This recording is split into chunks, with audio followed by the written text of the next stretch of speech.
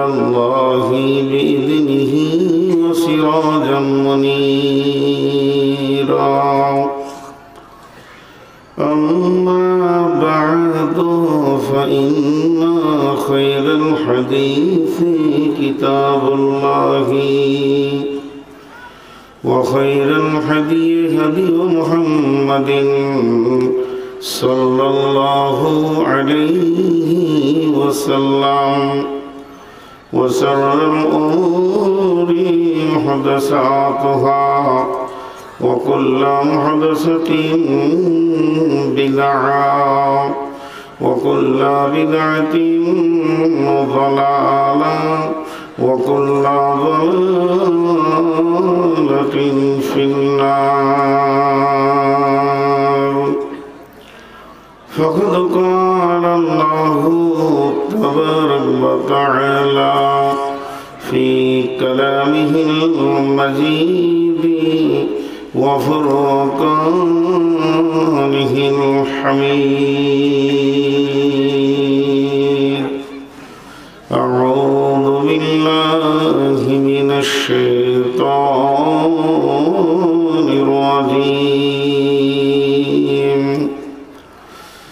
قل تعالوا اتلوا ما حرم ربكم عليكم ألا تشركوا به شيئا وبالوالدين إحسانا ولا تقتلوا أولادكم من إملاق نحن نرزقكم وإياهم ولا تقربوا الفواحش ما ظهر منها وما بطن ولا تقتلوا نفسا التي حرم الله إلا بالحق ذلكم وصاكم به لعلكم تعقلون. ولا تقربوا مال اليتيم إلا بالتي هي أحسن حتى يبلغ أشده وأوفوا الكيل والميزان لا نكلف نفسا إلا وسعها وإذا كنتم فاعدلوا ولو كان ذا قربى وبعهد الله أوفوا ذلكم وصاكم به لعلكم تذكرون. وأن هذا صراطي مستقيما فاتبعوه ولا تتبعوا سبلا فتفرق بكم عن سبيله ذلكم وصاكم به لعلكم تتقون. بسم الله الرحمن الرحيم. وعن معاذ بن جبل رضي الله تعالى عنه قال أوصاني رسول الله صلى الله عليه وسلم بأسر كلمة لا تشرك بالله شيئا وإن قتلت أو هرقت ولا تعقن والديك وإن أمرك أن تخرج من أهلك ومالك ولا تتركن الصلاة مكتوبة متعمدا فإن من ترك الصلاة مكتوبة متعمدا فقد برئت منه ذمة الله. ولا تشربن الخمر فإنه رأس كل فاحشة وإياك والمعصية فإن بالمعصية حل سخط الله وإياك والفرار من الزهف وإن هلك الناس وإن أصاب الناس موت أنت فيه فاصبر ولا ترفع وأنفق على عيالك من التوليك ولا ترفع عنه عصاك العذاب وأخفهم في الله.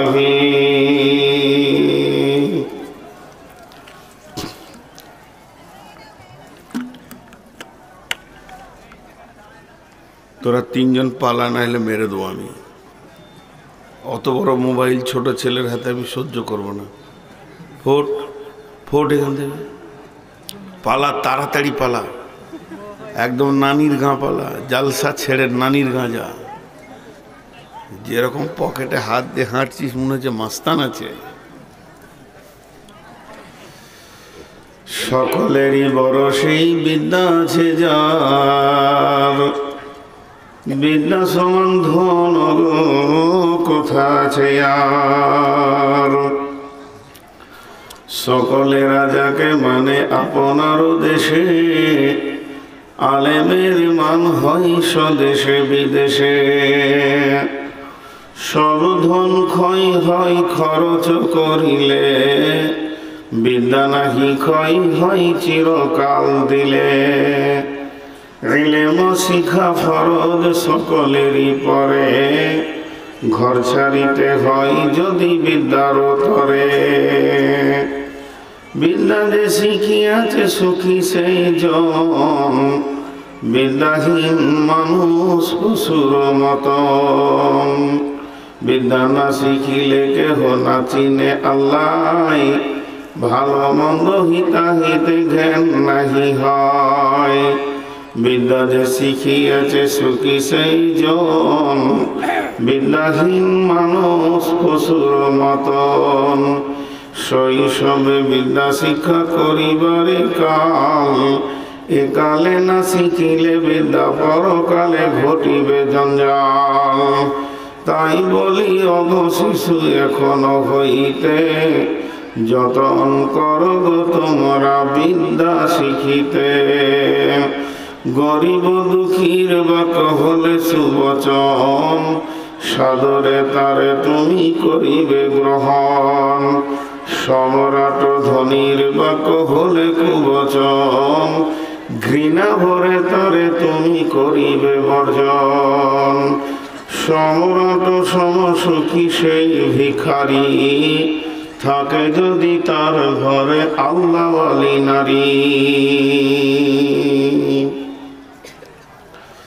শ্রদ্ধেয় সুযোগ্য আজকের সবার সভাপতি, উপস্থিত আলেম ওলামা বৃন্দ এবং আমার সামনে দিনদার ইমানদার মুমিন ভাই সকল ও পর্দা থেকে সুন্নেওয়ালি মুমিনা মা ও বোনেরা, প্রশংসা আল্লাহর, গুণগান আল্লাহর, গুণকীর্তন আল্লাহর, স্তব স্তুতি ভালোবাসা তকদির হায়াত মত রুজি জান্নাত জাহান্নাম সব কিছুর মালিক আল্লাহ।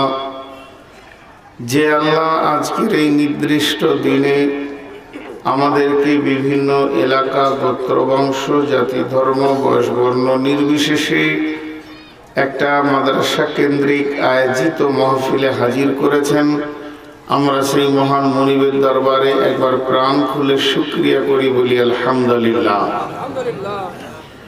দরুদ ও সালাম বর্ষিত হোক সরকারে কায়না নবী দো জাহাं आखिरी पैगंबर नबी मोहम्मद रसूलुल्लाह सल्लल्लाहु अलैहि वसल्लम एर ऊपर। अल्लाहुम्मा आमीन, अल्लाहुम्मा सल्ली अलैहि, अल्लाहुम्मा बारिक अलैहि। मोहतरम भाइयों, आजीजो बुजुर्गो दोस्तो, আমি আপনাদের সামনে কিছু বলার জন্য উঠেছি। যদি আমার মাবুদ আমাকে তৌফিক দেন তো আমার তৌফিকি ইল্লা বিল্লাহি আলাইহি তাওয়াক্কালতু ওয়া ইলাইহি উনীব। আমি আমার বক্তব্যকে শুরু করার আগে আবারও শেষবারের মতো কিছুটা সময় নিয়ে মা বোনদেরকে বলছি আপনারা মুখ বন্ধ রাখেন। পুরুষদেরকে বলছি খুব সুন্দর বসেছেন, কিন্তু যে লোকগুলি দাঁড়িয়ে আছেন তাদেরকে যে ভাষা বললে আপনারা বসবেন আমি ওটাই বলতে রাজি আছি। আল্লাহর বান্দা, রসুলের উম্মত, আল্লাহর গোলাম, আল্লাহর দিন শরীয়তের ছায়া তলে আসেন এবং যেমনটি আল্লাহ কোরআনে বসতে বলেছেন ওই রকমটি বসেন।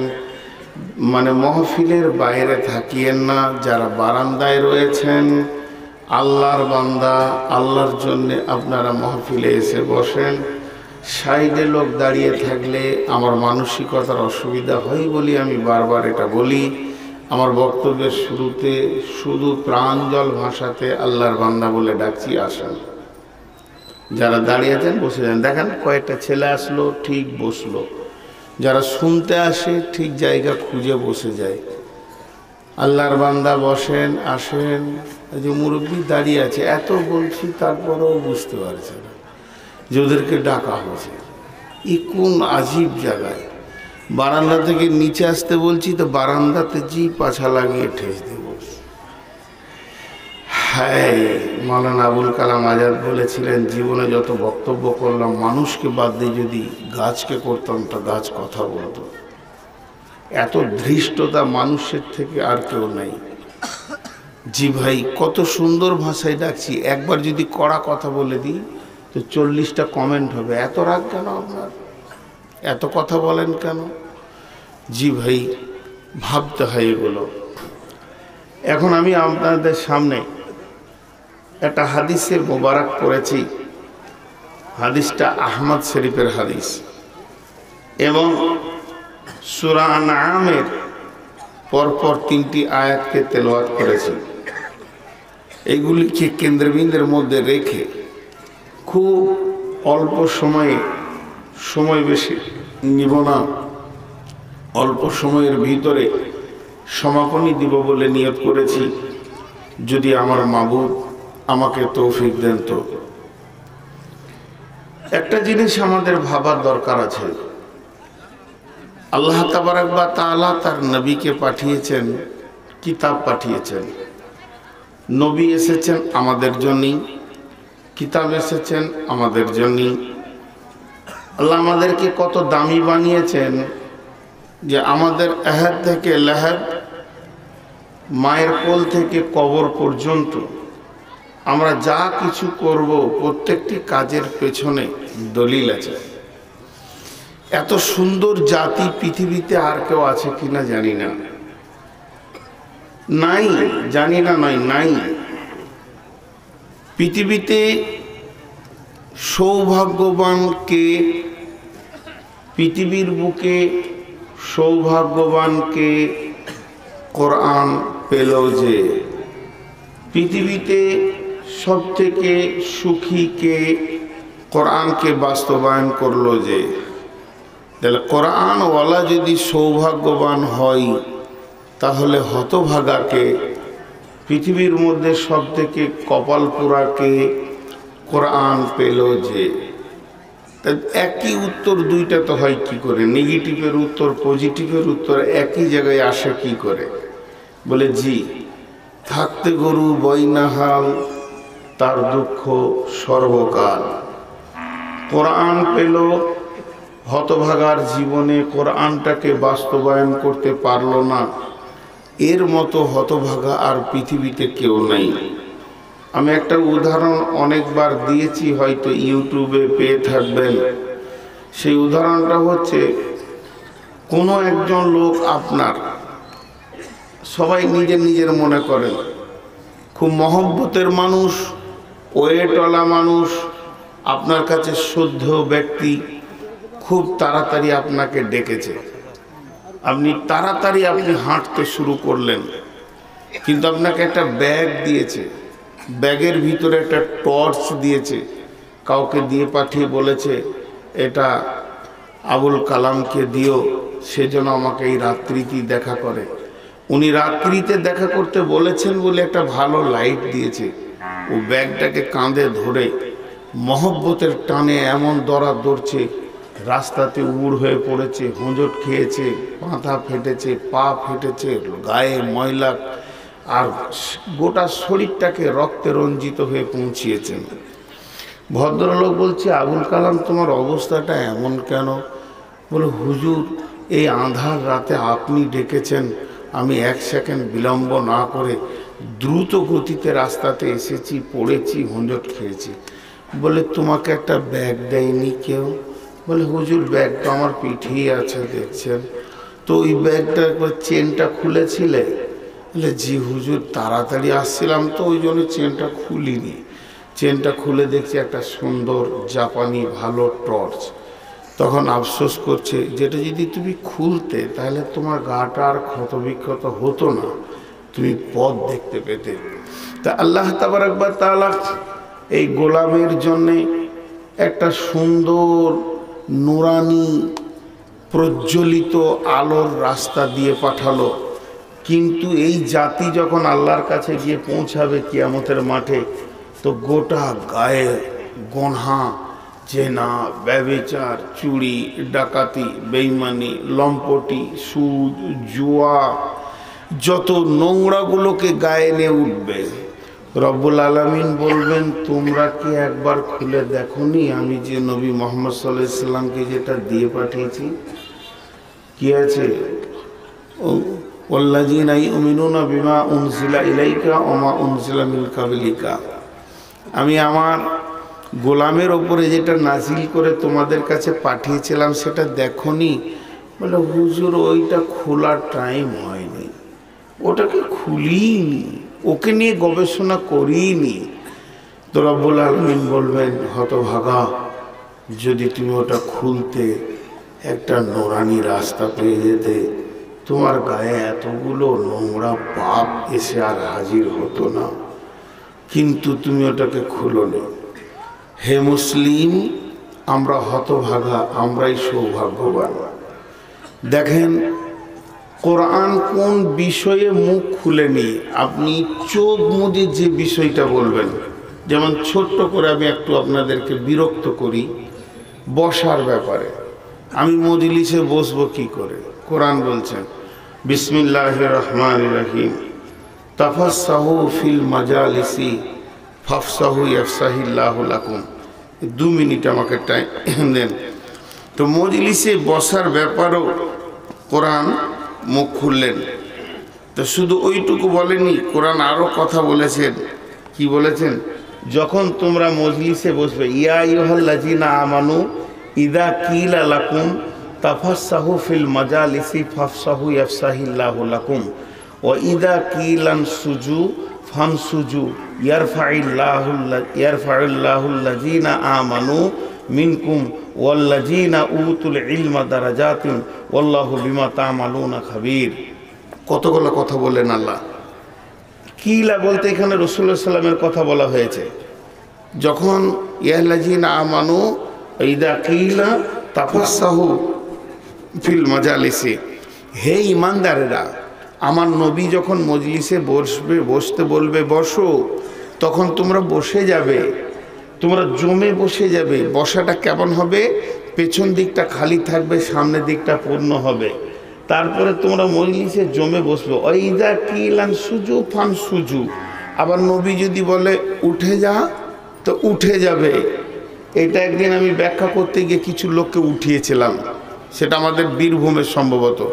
জায়গা ছোট, অপর্যাপ্ত লোক দাঁড়িয়ে আছে। যারা দাঁড়িয়ে আছে তাদের দোষ নাই, যারা দাঁড়িয়ে আছে তাদের দোষ নাই, কারণ জায়গা নেই। তখন আমি বললাম যে যারা বলছি বসে যান, সব লোক বসে গেল। কিছু লোক গেল দাঁড়িয়ে আছে, বসতে পারছে না। তখন আমি লোককে উঠাতে লাগলাম। কেন? যেমন আজকে বলি, এই গ্রামটার নাম হচ্ছে কুচগিরিয়া। না, আমি বললাম যে কুচগিরিয়ার লোক কে আছেন, হাত তুলেন এই মজলিসে। যতগুলো কুচগিরিয়া আছে তারা হাত তুললাম, বললাম আপনারা উঠে বাইরে যান, বাকি লোক বসেন। কারণ এটা শরীয়ত। মেহমান আগে অগ্রাধিকার পাবে। তুমি জায়গা করনি কেন? অত দূর থেকে যারা এসেছে তারা আগে বসবে, গাঁয়ের লোক দাঁড়িয়ে দাঁড়িয়ে শুনবে। দিয়ে উঠিয়ে দিলাম। ঠিক সেম ওই ঘটনা রাসূলুল্লাহ সাল্লাল্লাহু আলাইহি ওয়াসাল্লাম যখন মসজিদে নববীতে লোক জমে গেল, তো সাহাবীদেরকে উঠিয়ে দিলেন, উঠো, তোমরা উঠো, বিদেশি মেহমানদেরকে বসতে দাও। তাহলে বসার ব্যাপারও কোরআন মুখ খুলেছে। খাওয়ার আওয়াজ হচ্ছে না, মেয়েদের কাছে আওয়াজ পৌঁছাচ্ছে না, ছেলেদের কাছেও একবারে আওয়াজটা স্লো যাচ্ছে। বলছে সব মানুষ উঠতে করছে। তো আপনি একটু বলেন যে মাইকম্যান এখানে নেই। মাইকম্যান কোথায় আছেন? মাইকের আওয়াজটা একদম মাইকম্যান আপনি একবার আসবেন, যদি খাচ্ছেন তো খেয়েই আসেন, আওয়াজটা হালকা হচ্ছে।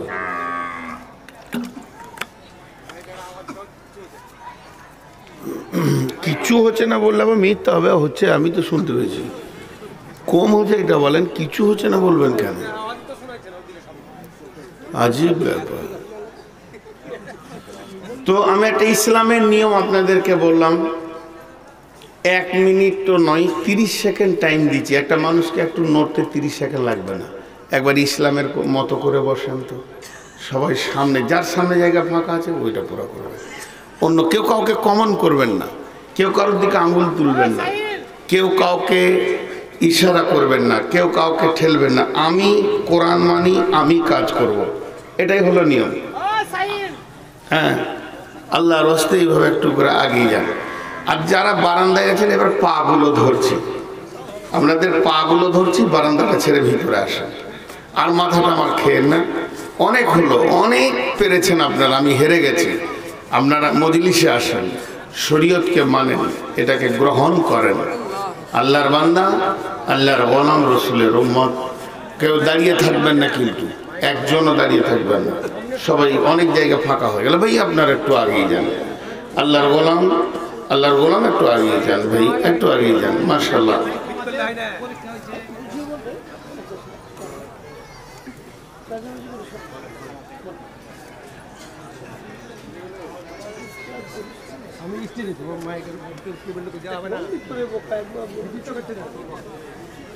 একটু আগে আসেন ভাই। ভাই আম গাছের নিচে যারা দাঁড়িয়ে আছেন বসে যান, আল্লাহর রাস্তায় বসে যান। আমি বায়ান শুরু করে দিয়েছি, ভাবিয়েন না যে আমি এখন আর মজলিসটি করছি। তো আমার উপস্থাপনার ভিতরে আমি ছিলাম। তেমনি আল্লাহ যে পেছনে পেছনে আমাদেরকে কোরআন দিয়েছেন। আজকে যে 3টে আয়াত আপনাদের সামনে পড়েছি, ওখানে 10টা ধারা বর্ণনা করেছেন। 10খানা ধারা, একটা নয়, দুটা নয়। আমি একবার তেলাওয়াত করব, আর আমার হাতের দিকে তাকাবেন যে ধারাগুলো আল্লাহ কি দিয়েছেন। ধারাগুলো আল্লাহর রাস্তে, এই দিকটা খেয়াল করবেন। বিসমিল্লাহির রহমানির রহিম। قل تعالوا أتلوا ما حرم ربكم عليكم ألا تشركوا به شيئا وبالوالدين إحسانا ولا تقتلوا أولادكم من إملاق نحن نرزقكم وإياهم ولا تقربوا الفواحش ما ظهر منها وما بطن ولا تقتلوا نفسا التي حرم الله إلا بالحق ذلكم وصاكم به لعلكم تعقلون ولا تقربوا مال اليتيم إلا بالتي هي أحسن حتى يبلغ أشده وأوفوا الكيل والميزان لا نكلف نفسا إلا وسعها وإذا كنتم فاعدلوا ولو كان ذا قربى وبعهد الله أوفوا ذلكم وصاكم به لعلكم تذكرون وأن هذا صراطي مستقيما فاتبعوه ولا تتبعوا سبلا فتفرق بكم عن سبيلي ذلكم وصاكم به لعلكم تتقون।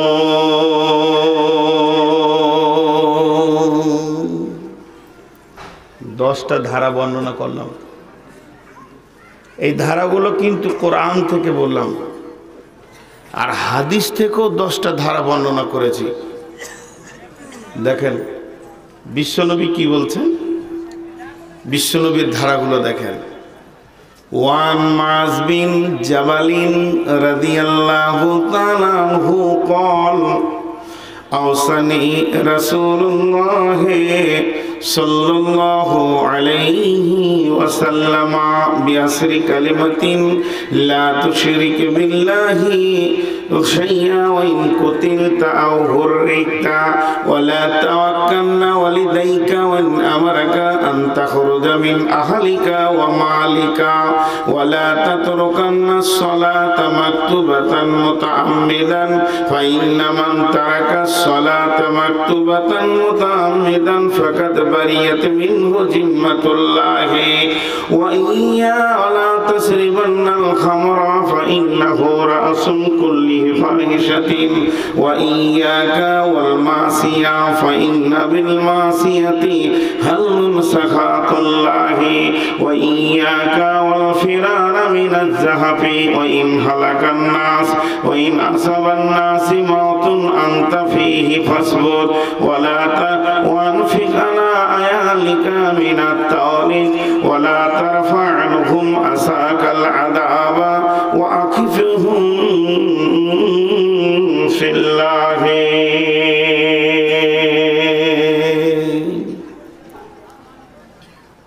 এই কোরআন দিয়ে এটা পঞ্চায়েত নয়, এটা ব্লক নয়, এটা দেশ নয়, বিশ্বটাকে শাসন করা সম্ভব। কোরআন যা এনেছে, বিশ্বে যত রকম মানুষ আছে সকলের আইন কোরআনে ভরা আছে। চিকিৎসক যদি মনে করে কিভাবে চিকিৎসা শুরু করব, কিভাবে শেষ করব, ইঞ্জিনিয়ার যদি মনে করে কিভাবে প্ল্যান শুরু করব, কিভাবে শেষ করব, শিক্ষক যদি মনে করে কিভাবে ক্লাস শুরু করব, কি করে শেষ করব, পৃথিবীতে ইমাম যদি মনে করে কিভাবে নামাজ শুরু করব, কি করে শেষ করব, একজন বাথরুমে যাবে, পেচ্ছাপ করবে, কিভাবে শুরু করব, কিভাবে শেষ করব, খাবো কিভাবে। তার মানে একটা কথা মুফাসসিরিনরা বলছেন, কোরআন শুরু করতে গেলে যে প্রথম অক্ষরটা লাগে ওটা হচ্ছে বা, বিসমিল্লাহর বা। আর কোরআন শেষ হয়েছে সিন দিয়ে, মিনাল জিন্নাতি ওয়ান নাস, শেষের সিন টালেন। আর এই বা সিন যাবার যথেষ্ট, বাস মানে যথেষ্ট। অথচ আল্লাহ বলেছেন ওমা উতিতুম মিনাল ইলমি ইল্লা কালিল, আমার জ্ঞান থেকে তোমাদেরকে একটু দিয়েছি, হালকা, বেশি দিইনি। আর এতেই যথেষ্ট হয়ে গেছে। কিভাবে জমি ভাগ হবে, বড় ভাই কিভাবে নেবে, বোন কিভাবে, নাই কি এইটা বলেন কোরআনে, নাই কি একটা মানুষের মতো পৃথিবীতে বেঁচে থাকার জন্য নাই কি এটা বলেন। কিন্তু আপাতত কোরআনকে 2 মিনিটের জন্য জমার খাতায় রাখেন, মাত্র 2 মিনিট রাখতে বলছি। এইটাকে আমরা বাংলাতে বলি পেশি। পেশি এটা এরকম টাইট করে ধরলে এটা পেশির একটা ক্ষমতা তৈরি হয়। তো পেশির ক্ষমতা বেশি না তৌহিদের ক্ষমতা বেশি। বিশ্বে যতগুলো রাষ্ট্রবিজ্ঞান এসেছে আর সমাজবিজ্ঞানী যতগুলো জন্ম নিয়েছেন, যারা চেয়েছেন যে আমরা বিশ্বটাকে ব্রেন দিয়ে পরিচালনা করব, তাদের টোটালে যতগুলি ভাগ আছে তার দেশটাকে 2 ভাগে তারা ভাগ করেছে। একটা হচ্ছে গণপ্রজাতন্ত্র দেশ আর একটা হচ্ছে রাজতন্ত্র দেশ। রাজতন্ত্র দেশ যেমন সৌদি রাজতন্ত্র দেশ, আমাদের দেশ গণপ্রজাতন্ত্র দেশ। রাজতন্ত্র দেশ এটাকে ইসলাম বেশি কবুল করে, তবে গণপ্রজাতন্ত্র ইসলামের বাইরে নয়, এটাকেও উপযুক্ত মানে ইসলাম কবুল করে। এর জন্য একটা সূরা আছে, গণতন্ত্রের নামে একটা সূরা আছে। সূরাটার নাম হচ্ছে সূরা। সূরা এই শব্দের অর্থ হচ্ছে পরামর্শ, মিটিং, বসে আলোচনা করো, বাছো, নির্বাচন করো কাকে দেশের নেতৃত্বের গদিতে দেওয়া যাবে। সূরা। তো আল্লাহ তাবারক ওয়া তাআলা কোরআনের ভিতরে দেননি এমন কিছু নেই। তো একটা দুঃখের কথাই মাঝে শুনিলি, একজন আলিম আর একজন নাস্তিক, একজন আলিম আর একজন নাস্তিক দুজনেই আমেরিকা যাচ্ছেন, আর প্লেনে পাশে পাশে সিট হয়েছে। ই যত ইমানদার ই তত বেঈমান, মানে দুজনেই আবার পাশে পাশে সিট। আমি যেমন গত ওই 2017 সালে বাংলাদেশ যাচ্ছি, তো আমাকে একজন ওই টিকিওয়ালা, মানে ও সাধু পোশাকে উঠে আমার পাশে সিটে বসেছে বিমান বাংলাতে। জিজ্ঞাসা করলে আপনি কোথায় যাবেন? আমি ঢাকায় যাবো, আমি প্রোগ্রাম করি। বলছে আমিও প্রোগ্রামে চললাম, মানে ও বাউল গান গাইতে চললো। তো দুইজনাতেই যেছি আর কি বাংলাদেশ। আমি চললাম জালসা করতে, ও চললো বাউল গান গাইতে, পাশে পাশেই সিট আর কি। তো অনেক কথাবার্তা হলো, ওদের কীরকম কি হয় বা কিভাবে রাতগুলো যায় সব কথাবার্তা। তেমনি দুইজন যাচ্ছে। এখন নাস্তিক মুখ খুলেছে যে সমাজ বিজ্ঞান যেটা এনেছে, এই সমাজ বিজ্ঞানীর বিজ্ঞান দিয়ে দেশকে শাসন করলে দেশ ঠিক থাকবে, কোরআন ঠিক ও অত ওল্ড, এগুলো হচ্ছে ওল্ড ট্রেডিশন, মানে অনেক পুরাতন কালচার, এগুলো এখন আর চলবে না। আর যিনি আলিম আস্তিক তিনি বলছেন না, কোরআন বলেছেন ফিহা কুতুবুন কাইয়্যিমা, ফিহা কুতুবুন কাইয়্যিমা। যত দ্রুত গতিতে পৃথিবী চলবে না চলুক কেন, আমি প্রতিটি মুহূর্তে মোকাবেলা দিব। যে কাজ আমি সাহাবা রাদিয়াল্লাহু আজমাইনদেরকে যেভাবে রাস্তা দেখিয়েছি, 2022 সালে ওইভাবে লোকগুলোকে রাস্তা দেখাবো, এবং যেদিন পৃথিবী ধ্বংস হবে তার আগের মুহূর্তেও আমি জান্নাতের রাস্তা দেখাবো। এটা কোরআন বলছে। কিন্তু ও বলছে না, ওটা ওল্ড মাল, পুরাতন। কিন্তু তখন এবারে দুজনের মধ্যে তর্ক চলছে। তর্ক চলতে চলতে এক পর্যায়ে নাস্তিকটা প্রশ্ন করে ফেললেন, কাকে? আলিমকে। শুধু কোরআনকে নির্ভর করে একটা দেশ চলছে, আমাকে দেখান। সম্ভব হয়নি দেখানো।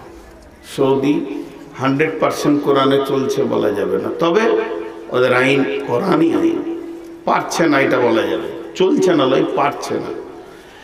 যদি তা না পারেন একটা জেলা দেখান, সেটাও যদি না পারেন একটা থানা দেখান, ব্লক দেখান, না হলে আমাকে একটা পঞ্চায়েত দেখান। তা যদি না পারেন চলেন একটা গ্রাম দেখান, যদি একটা গ্রাম না পারেন তাহলে একটা পাড়া দেখান, যদি একটা পাড়া না পারেন একটা ফ্যামিলি দেখান, ওই ফ্যামিলিটা গোটা কোরআনকে মেনে চলে। তাও যদি না পারেন তো একটা মানুষ দেখান, একটা ম্যান, একটি মানুষ। তার মানে কি কোরআন নাই, কাগজে আছে, বিলুপ্ত হয়ে গেছে। উনি যেটা দেখাতে চাইছেন, কোরআন আর পৃথিবীতে নাই, সুর করে পড়ে দিয়ে আইন কটা শোনানো পর্যন্ত আছে, কিন্তু বিলুপ্ত হয়ে গেছে। এখানে যতগুলি লোক বসে আছেন, আমি গোটা কুচগিরিয়া বলছি না, গোটা অত্র এলাকা বলছি না, পঞ্চায়েত বলছি না, আমি সহ আপনাদের সাথে হাত মিলিয়ে বলছি, একজন উঠে দাঁড়িয়ে বলেন যে আমার জিন্দেগিটা 100 কোরআনে আছে। প্রথম নম্বরে আমি হাত তুলে বলবো, আল্লাহর কসম আমার জিন্দেগি কোরআনের উপরে 100% নাই।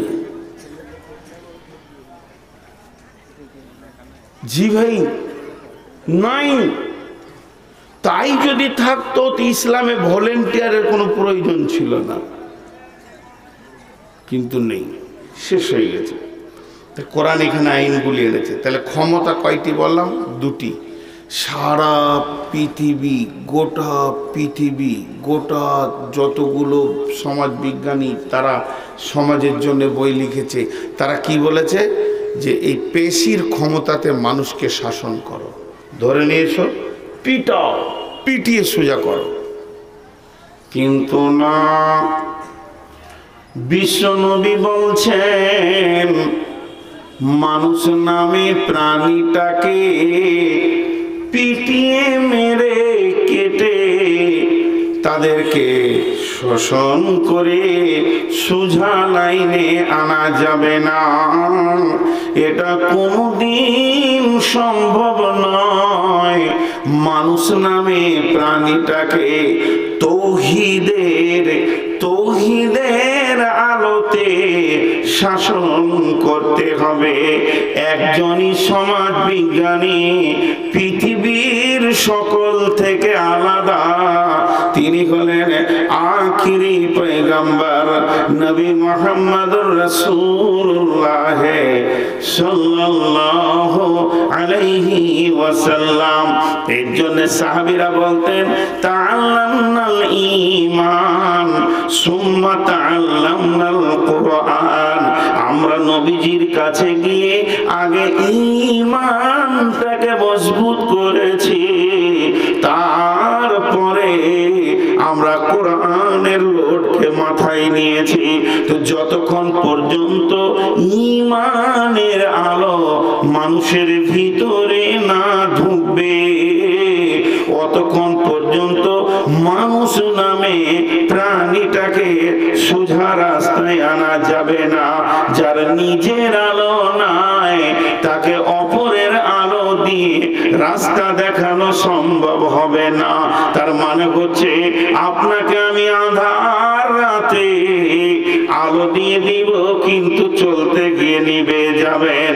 আর আপনার নিজস্ব আলো যখন ভিতরে এসে যাবে, ওই আলোটার পাওয়ার আলাদা হবে।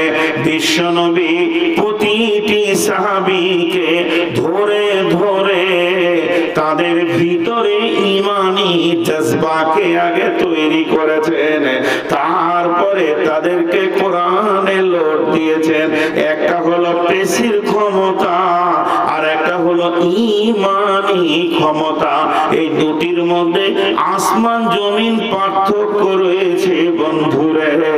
অতএব বিশ্বনবী যেভাবে পৃথিবীকে চালিয়েছেন, এইভাবে চালাবার ক্ষমতার নেতা আর দ্বিতীয় তৈরি হয়নি।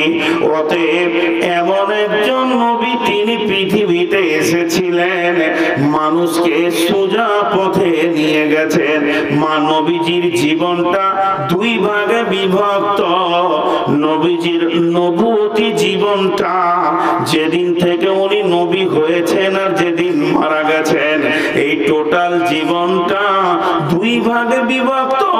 একটা হলো নবী মাক্কি, আর একটা হচ্ছে নবী মাদানী। 10 থেকে 11 বছর 12 বছর মক্কা মুকাররমায় তিনি ছিলেন। হিজরত করে মদিনা চলে গেলেন, সেখানেও 10 থেকে 12 বছর কাটালেন। এরপরে পৃথিবী থেকে তিনি বিদায় নিলেন। তো বিশ্বনবী যতদিন মক্কায় ছিলেন, শুধু ঈমানের উপরে মেহনত করেছেন।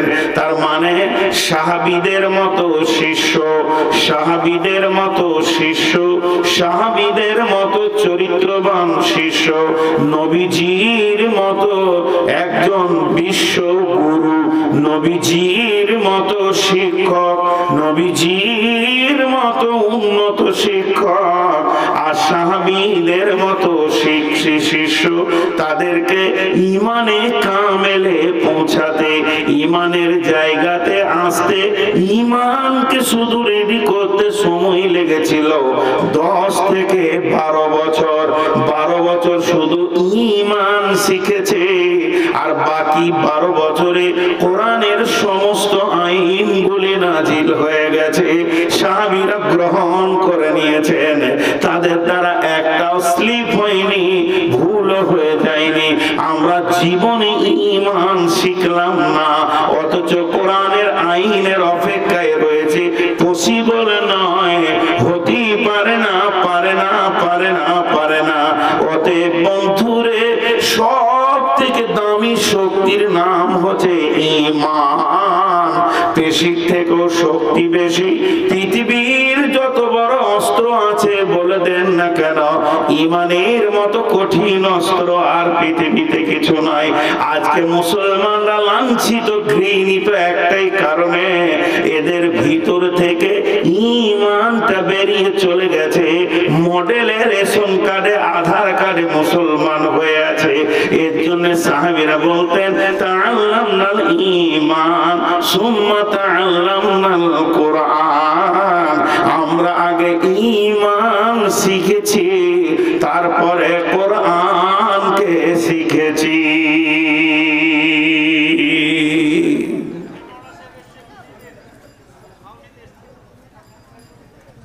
জি ভাই, খালি বুঝার চেষ্টা করেন। আমি আয়াতটা এবার ধরবো। আমি যে কথা বলতে চাইছি সহজ একটা উদাহরণে বুঝে নেবেন। দুঃখ করেন না আর ভয়ও করেন না, মুখটা খুলেন। বর্তমান নেতারা চোর কি চোর নয়?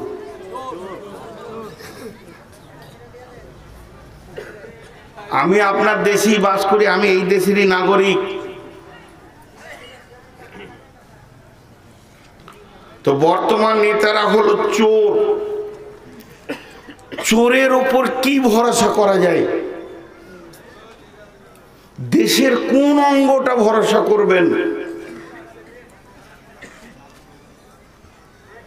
আজকে অবস্থা কেন এত নোংরামি?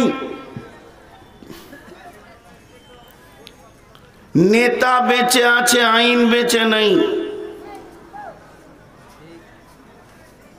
বিড়ি খাওয়া নিষেধ।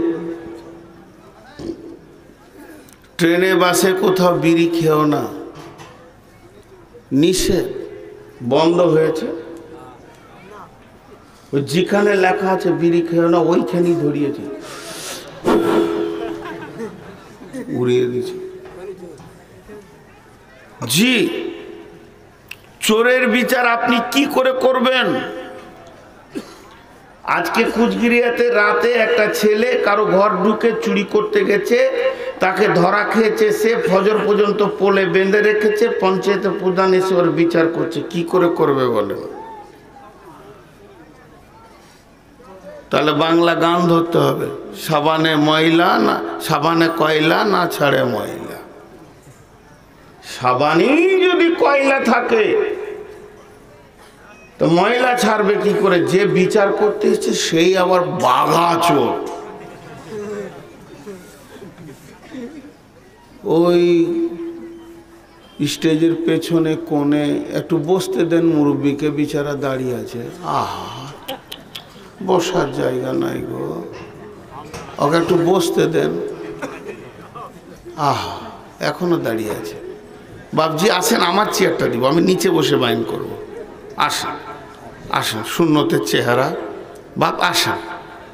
আবার ঘুরছে ওইখানে, দাঁড়াবি, নিয়ত করে এসেছে বসবো না। হ্যাঁ, আজীব ব্যাপার। এখানে ছিল, ওখানে ছিল, আমি বক্তব্য রাখছি কিন্তু ওকে ফলো করছি। 4 জায়গা হলো, এবার 5 জায়গায় যাচ্ছে। ও পালাবে না, ও মাল খুব রেগে গেছে আমার ওপরে, বলছে খালি নাম, তারপরে তোকে দেখছি।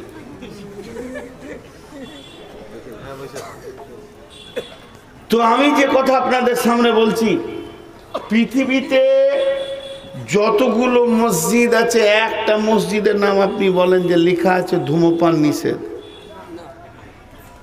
বিড়িখোরকে ধরে নিয়ে যে মসজিদে 3 ঘন্টা রাখেন, ভুল করে ও বিড়ি ধরাবে না।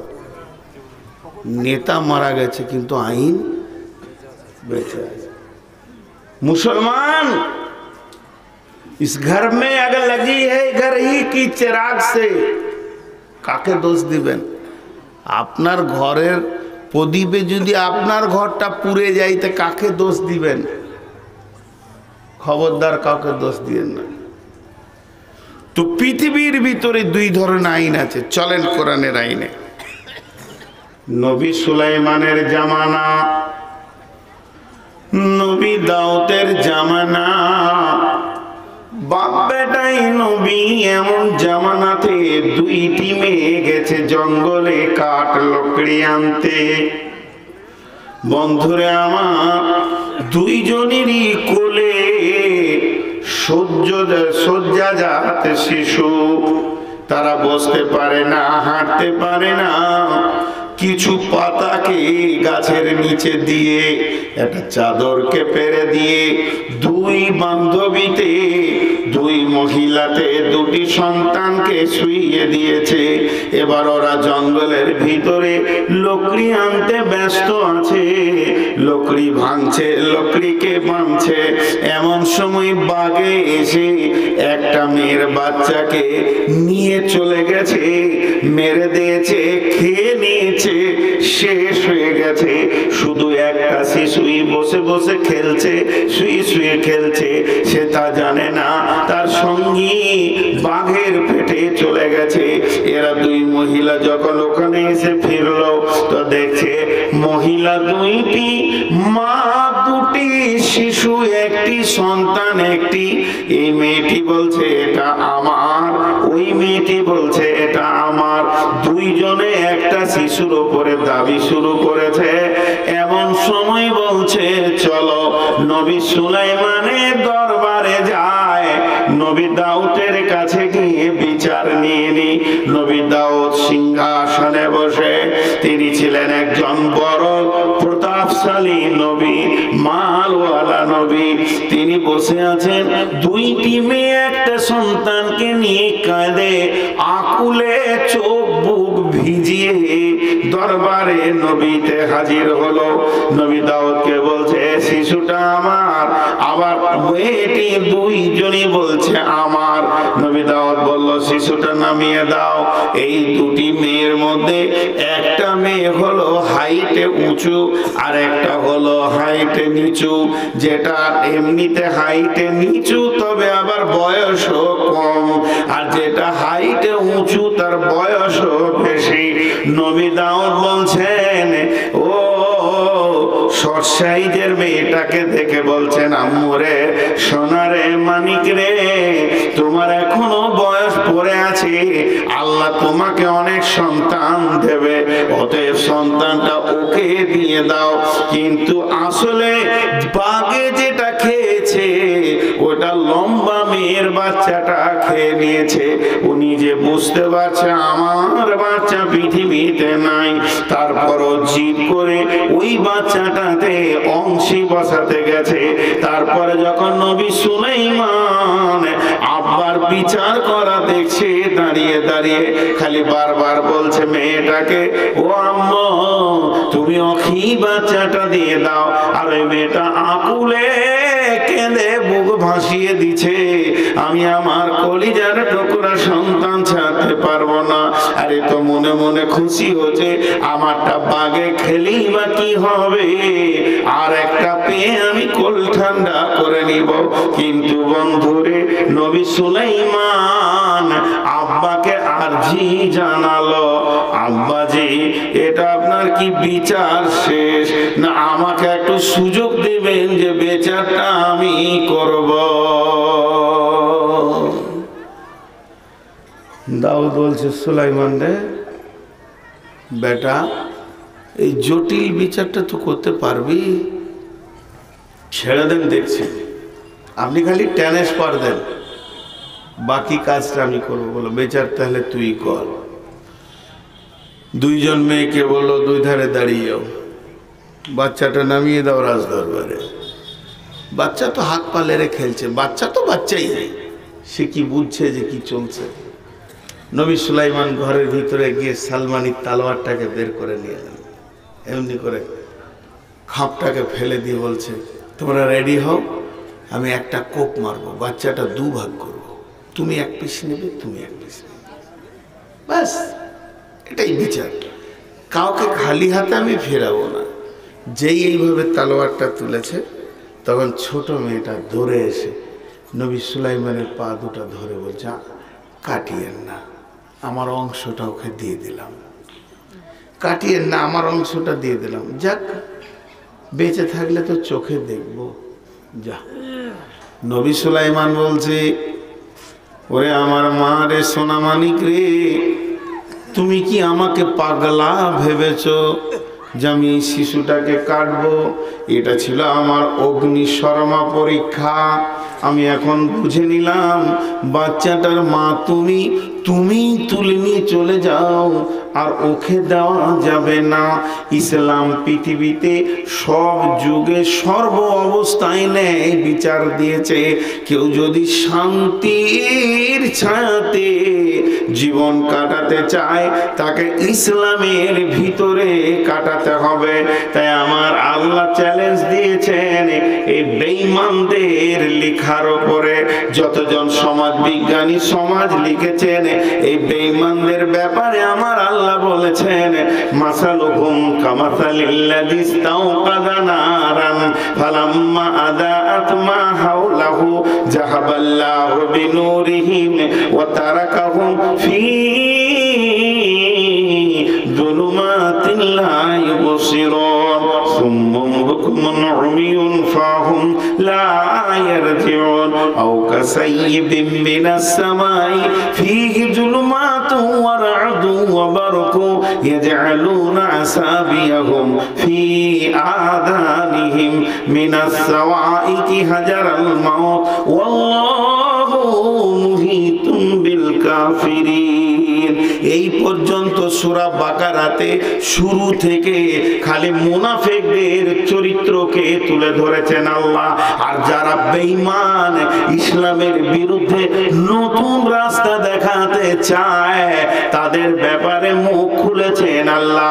এত দূর খোলার পর আল্লাহ বলছেন, ইয়া আইয়ুহান নাসু উবুদু রাব্বাকুমুল্লাযী খালাকাকুম ওয়াল্লাযীনা মিন ক্বাবলিকুম লাআল্লাকুম তাত্তাকুন। এই কথা বলতে বলতে মাঝেও আবার চ্যালেঞ্জ দিয়েছেন আল্লাহ, ওয়াইন কুনতুম ফী রাইবিম মিম্মা নাযালনা আলা আবদিনা ফাতু বিসূরাতিন মিন মিসলিহি ওয়াদউ শুহাদাআকুম মিন দুনিল্লাহি ইন কুনতুম সাদিকিন। আমি আয়াত কটা যদি ঠিক তর্জমার তাফসীর করি তো ফজরের আজানটাও হবে না, পেরিয়ে যাবে। কিন্তু সবটা আমি তাফসীরে যাচ্ছি না, আল্লাহ উদাহরণ দিয়েছেন। উদাহরণটা নূর মোহাম্মদ আল্লাহ, তা আল্লাহর উদাহরণে কত গভীরতা রয়েছে খালি দেখলেন। এই উদাহরণটা মাসালুহুম থেকে মিসাল বলেছেন আল্লাহ, আমি তোদেরকে মিসাল দিচ্ছি, মাসালুহুম ওদের মিসাল দিচ্ছি বলে যে শুরু করেছে একদম 2-3-4 আয়াত ধরে বলেছে। কিন্তু আমি শর্টে আপনাদেরকে একটু বলে দিই, সেটা কি? আমি বলছি আসেন শান্তি দিব, উনি আবার আমার এগেনস্টে নেমেছে, বলছে এইদিকে চলে আই শান্তি দিব। দুইটা চলছে, মানে লাঠালাঠি পাটাপাটি। ইসলামকে, পৃথিবীকে দুইটি মেরুকরণে বিভাজন করা হয়েছে। গোটা পৃথিবীটা, শুধু এই ভারত বাংলাদেশ আর এই ছোট জায়গাটা নয়, গোটা পৃথিবীটা দুইটা মেরুকরণে বিভাজন হয়ে গেছে। কখন হয়েছে? যেদিন আদমকে জন্ম দেওয়া হয়। যেদিন আদমকে আল্লাহ নিজের হাতে বানালেন সেই দিনই ইবলিশ হলো, তার আগে হয়নি। আর যখনই আদম একদিকে ইবলিশ একদিকে হয়ে গেল, তো এই বিভাজনটা কিয়ামত পর্যন্ত থাকবে। এমন কোনো আঠা নাই যে দুইটিকে মিশিয়ে দিই, এটা নতুন জিনিস নয়। একদিকে ইবলিশ, একদিকে আদম, একদিকে ইব্রাহিম, একদিকে নমরুদ, একদিকে মূসা, একদিকে ফেরাউন, একদিকে নবী মুহাম্মদ সাল্লাল্লাহু আলাইহি ওয়াসাল্লাম, আর একদিকে চলে এসেছে আবু জাহেল। এইভাবে আজও মুসলিমরা একদিকে, বেঈমানরা একদিকে। এই মেরুকরণটা কিয়ামত পর্যন্ত থাকবে। যে আল্লাহ এই মেরুকরণের মাঝে একটা উদাহরণ দিচ্ছেন। উদাহরণটা কি? প্রদীপ দিয়ে। এই যে আগুনকে তৈরি করা হয়েছে 3টে জিনিস দিয়ে। আগুনের ভিতরে 3টে জিনিস আছে। জি, স্বাভাবিক এটা পানি দেখছেন, কিন্তু যখন বলবো শরবত, বোতলটা কারবো, যখনই বলবো শরবত, এর সঙ্গে কি আছে? চিনি মিশানো আছে। আপনাকে বুঝে নিতে হবে চিনি মিশানো আছে। তা ঠিক ওই রকম আগুনের 2টা জিনিস মিশানো আছে। একটা হচ্ছে উষ্ণতা, একটা হচ্ছে ধাওতা। উষ্ণতা, এবার ডান দিকে, এবার ডান দিকে। ভাবছি যে ক্যাসেট চলছে, চলুক, আর আমরা হাঁটবো। মাফ করেন ভাই, আপনার ক্ষমা চাইছি। আর ওখানে যে ওই যে আম গাছের নিচে 2টা মানে রাম ছাগল দাঁড়িয়ে আছে, অবশ্যই না। তো যে আগুনটার মিশাল আপনাদের সামনে আমি দিছি, আগুনটা কি করেছে? একটা হচ্ছে ধাও, একটা হচ্ছে উষ্ণতা। উষ্ণতা মানে হচ্ছে উষ্ণতা, ধাও একটাই জিনিস, একটা রোশনি।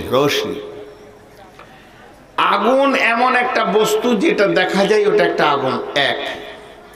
আগুনের ভিতরে যে 2টা জিনিস ভরা আছে, সেটা হচ্ছে জ্বালানো ক্ষমতা। যা দেবে নকে পুড়িয়ে ছাই করে দেবে, যা দেবে নকে। এই ক্ষমতাটা অন্য কোনো বস্তুর নাই, এটা ওর ভিতরে ভরা আছে। আর 3 নম্বরে কি আছে? গভীর আমাবস্যার রাত্রিতে যদি একবার আগুনকে জ্বেলে দেন, তো আঁধারকে ঠেলে সরিয়ে দিয়ে আপনার বই পড়ার ব্যবস্থা করে দেবে। তাহলে আগুনের মধ্যে 3টে ক্ষমতা: আঁধারকে আলো করে, আর জ্বালিয়ে পুড়িয়ে ছাই করে, আর আগুন যে নিজে দেখা যাচ্ছে লাল মতো, ওটার 3টে জিনিস আছে।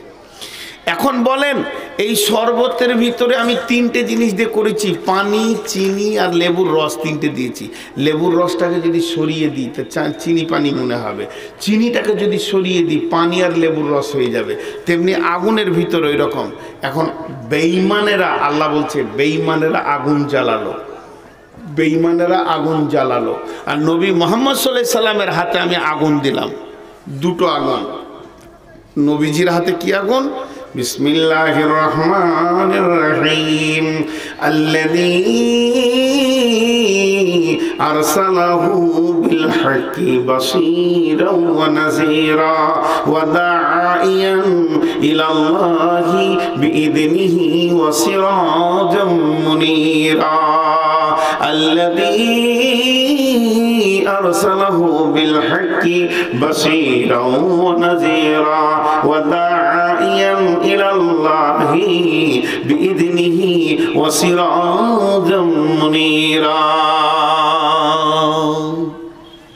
আল্লাহ বলছেন আমি আমার নবীকে তোদের কাছে পাঠালাম দুঃসংবাদ এবং সুসংবাদ দেনেওয়ালা করে, এবং ওর হাতে আমি প্রদীপের আলো দিয়ে পাঠালাম, যাতে করে তোদেরকে আল্লাহর দিকে ডাকবে, ওই প্রদীপের আলোর দিকে ডাকবে। এবার বলেন প্রদীপের আলো বেশি না সূর্যের আলো বেশি? বলেন প্রদীপের আলো বেশি না সূর্যের আলো বেশি? সূর্যের। কিন্তু রসুলকে প্রদীপ, রসুলের হাতে প্রদীপ দিয়েছি, তাই বলছে আল্লাহ বলছে। সেই প্রদীপটা জানেন এইটা, পরে আমি বলছি, এটাই প্রদীপ আর কি। এই আলোর দিকে তোদেরকে ডাকবে, আমি আমার রসুলের হাতে প্রদীপ দিলাম। তো এটা যদি আল্লাহ সূর্য বলতেন তাহলে দামটা বাড়তো, জিনার দাম কমতো। কেন? সূর্য একটা ছিল, একটা আছে, একটা থাকবে। সূর্য যেদিন থেকে জন্ম নিয়েছে সে একা আছে, একা থাকবে, সে আর দ্বিতীয় সূর্যের জন্ম দিতে পারবে না। আর প্রদীপের ভিতরে এমন একটা গুণ আছে, আমি যদি টেবিলে একটা মোমবাতিকে জ্বালিয়ে দিই, আর এখানে হাজার দুয়ের লোক আছে, এদের কারো মোমবাতিতে আগুন নাই, কিন্তু খালি বাতিটা নিয়ে এসে টাচ করবে তো ওর আগুন জ্বলে যাবে, 2000 বাতি আগুন জ্বলে যাবে, কিন্তু এই প্রদীপের অনু পরিমাণ কমবে না, কমবে না, কমবে না। তো আল্লাহ বলতে চাইছে আমার নবীকে এমন একটা প্রদীপ দিলাম, যতজন ওর কাছে যাবি ওই আলোতে আলোকিত হয়ে যাবে, আমার নবীর আলো কমবে না। এতে বিশ্ববাসী নিজের নিজের প্রদীপ জ্বলে যাবে। আর এই প্রদীপটার দিকে বিশ্ব নবী যখন ডাকতে শুরু করলো, আয় আয় হোসেননগরের লোক আয়, ছক্করনগরের লোক আয়, কোচবিহারের লোক আয়, ডাঙ্গাপাড়ার লোক আয়, আয় আয় আয় আলোর কাছে আয়, তখনই আবু জাহেল ওই দিকে একটা টায়ারের আগুন জ্বালিয়ে দিয়েছে। মনে করলেন উদাহরণ দিচ্ছি, আগুন জ্বালিয়ে দিয়েছে, কিংবা পাটের লকড়িকে জমা করে আগুন জ্বালিয়েছে, যে রসুলের আগুনের বিরুদ্ধে। এটা যে আল্লাহর আগুন, আবু জাহেলের মাথা কাজ করছে না, তখন ওর আগুনের দিকে মশালটা এমনি করে তুলছে নামাচার, বলছে আয় আয় আয় আমার আলোর কাছে আয়, আমি তোদেরকে রাস্তা দেখাবো। তখন আমার আল্লাহ বলছে আমি যে নবীর কাছে প্রদীপটা দিয়েছি ওই প্রদীপটার আগুনটা আমার হুকুমে চলে, আর আবু জাহেলের কাছে যে আগুনটা আছে ওই আগুনটাও আমার হুকুমে চলে, এটাও আমার হুকুম, ওটাও আমার হুকুম। তো আমি করলাম কি, আবু জাহেলের আগুনের ভিতরে রোশনি যেটা ছিল ওটাকে আমি আগুনকে বলে দিলাম, আগুন রে তোর ভিতরে আলো করার ক্ষমতাটা আমি আল্লাহ কেড়ে নিলাম। এবার আগুন তো জ্বলছে, লকড়িও তো পুড়ে গেছে, চোখে দেখা যাচ্ছে, কিন্তু আঁধার আর আলো হচ্ছে না। মানে রোশনিটা যদি কেড়ে নেওয়া হয় তাহলে আঁধার আলো হবে না। কথাটা বুঝতে পেরেছেন কিনা? আগুনটা জ্বলছে কিন্তু আঁধার আলো হচ্ছে না। আঁধার আলো হতে গেলে যে রোশনি নামে ক্ষমতাটা আগুনের ভিতরে আছে আল্লাহ ওটাকে কেড়ে নিয়েছেন। আর আমার নবীর আগুনে রোশনি আছে, সেখানে আঁধার আলো হচ্ছে। আল্লাহ বলছেন তারা কাহুম ফি জুলুমাতিন, ওদেরকে ছেড়ে দেওয়া হলো অন্ধকারে, লা ইউবসিরুন, তারা আগুনের পাশে ঘুরছে কিন্তু কিছুই দেখতে পেছে না। কেন গো? আপনারা আমার সঙ্গে একবার মুখ খুলেন তো। বিশ্ব নবী ক বছর শাসন করেছিলেন? নবুয়তি ফাতে মক্কা তো অনেক পরে হলো, কিন্তু নবুয়তি জীবন ক বছর? 23 বছরে জিনার আসামি কয়টা? ব্যভিচারের আসামি মাত্র 3টে। 23 বছরে মাত্র 3টে রেপ কেসের আসামি পাওয়া গেছে। হাজি, দীর্ঘ 23 বছরে মাত্র 3টে রেপ হয়েছে।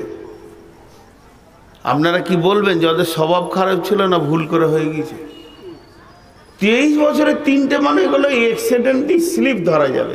এবং তাদের বিচার হয়েছে সেই রকম বিচার, রজম করা হয়েছে, পাথর ছুঁড়ে মারা হয়েছে তাদেরকে। আর 2006 সালের হিসাব বলছি, ইংল্যান্ডে প্রতি মিনিটে 250টা মেয়ে ধর্ষণ হচ্ছে। কলকাতার আর জিজ্ঞেস করবে না, ভার্সিটির মেয়েরা একদিনে 36 জন স্খলন করেছে, বাচ্চা নামিয়েছে। একদিনে 36টা মেয়ে। বলেন কার কাছে আলো আছে? বলেন কোন কে কে কে আলো দিতে পারবে আর কে দিতে পারবে না? বিচার আপনাদের হাতে ছেড়ে দিলাম। ইসলাম আলো দিতে পারবে, আর কেউ পারবে না। কিন্তু আমাদের কাছে ইসলামই নেই, শেষ হয়ে গেছে। আমরা শেষ, আমরা শেষ। উঠিয়েন না, আল্লাহর রাস্তে বলছি, উঠিয়েন না। 1-2 করে যাচ্ছেন, যেন না। আর আমার এটা নসিব, পায়ে ধরতে হয় প্রথম দিকে, শেষ দিকেও। কারণ আমাকে যেখানে দিয়েছি খালি রাতের শেষে দিচ্ছে, আগে কেউ দিলে না গো। দেখাবার লাই রে ভাই, বুকটা মনে হচ্ছে মাথা ঠুকে কান। কোন গজব নিয়ে দুনিয়াতে এসেছিলাম। আব্দুল সবুর এখন শুয়ে পড়লো, নাক ডাকাইছে। তো যে কথা আপনাদের সামনে আমি তুলে ধরেছি, পৃথিবীটা 2টা মেরুকরণ হয়েছে, এটা কোরআনও বলেছে। কিন্তু মাঝে একটা কথা বলছি, বেঈমানদের দাপট দেখে জীবনে ভয় খাবেন না। শুধু ইমানের জায়গায় চলে আসেন। ফুটবল দেখেছেন? একটা ময়দানে ফুটবলকে 20টা 11 দুগুণে 22টা ছেলে, 2টা গোল গোল কি বলে, গোলে যারা থাকে গোলকিপার দাঁড়িয়ে আছে, আর বাকি 10টা করে 20টা ছেলেতে খালি মারছে পাড়াস। দক্ষিণ দিকের ছেলেরা উত্তর দিকে মারছে, উত্তর দিকের ছেলেরা দক্ষিণ দিকে মারছে।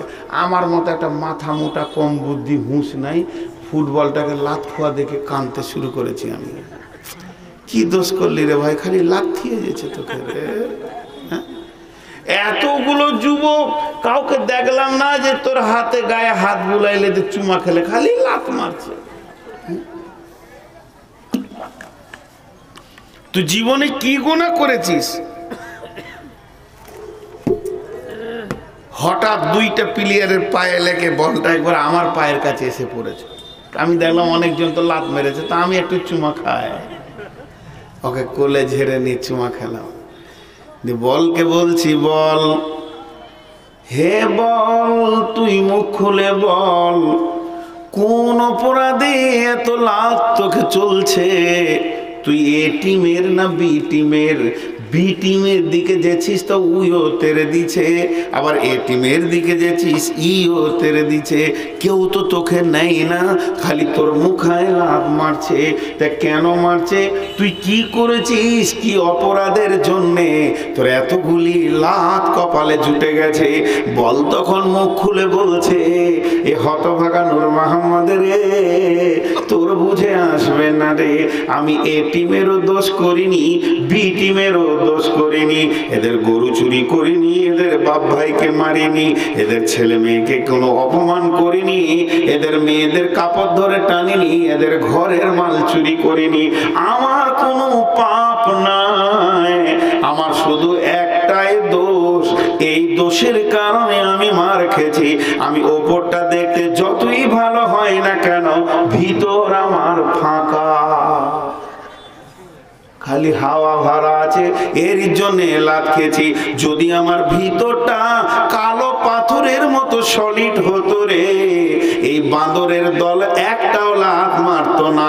আর ভুল করে মেরে দিলে হাড় এমন ভাঙা ভাঙতো জিন্দেগি ভোর অ্যাঙ্গেল হয়ে থেকে যেত, আর সোজা হাঁটার ক্ষমতা হতো না। শুধু এই অপরাধী আমি মার খেয়েছি। আজকের মুসলমান ফুটবলের মতো হয়ে গেছে রাজনৈতিক ময়দানে। বিজেপিতে লাত মেরেছে, তৃণমূলে ঢুকেছে, তৃণমূলে লাত মেরেছে, সিপিআইএম এ ঢুকেছে, সিপিআইএম লাত মেরেছে, কংগ্রেসে ঢুকেছে। এদের কপালে লাত ছাড়া আর ভাত জুটছে না।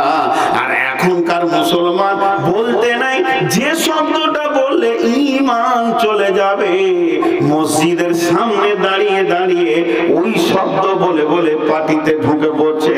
কিন্তু এদেরকে কি বলবো, হতভাগা মুসলমান, এদের ভিতরটাতে নাই ঈমান।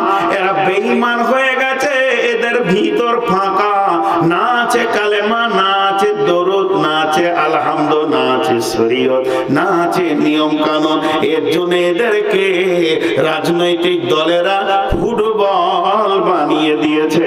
আমার আল্লাহ বলছেন, আল্লাহু ওয়ালিয়ুল্লাযীনা আমানু ইখরিজুহুম মিনাজ যুলুমাতি ইলান নূর ওয়াল্লাযীনা কাফারু আউলিয়াউহুমুত তাগুত ইখরিজুনাহুম মিনান নূরি ইলাজ যুলুমাত উলাইকা আসহাবুন নারি হুম ফিহা খালিদুন। আদায় করতে বলবে তো কাছে এলো।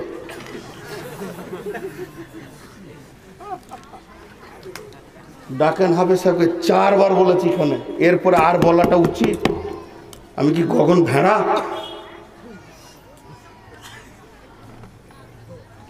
এইখানে যতক্ষণ পৌঁছেছি, একবার ভাত দিচ্ছে তাও বলছে আদায়টা করবেন, একবার টিফিন দিচ্ছে তাও বলছে আদায়টা করবেন, এক গ্লাস পানি নামিয়ে গেল বলছে আদায়টা দেখিয়ে।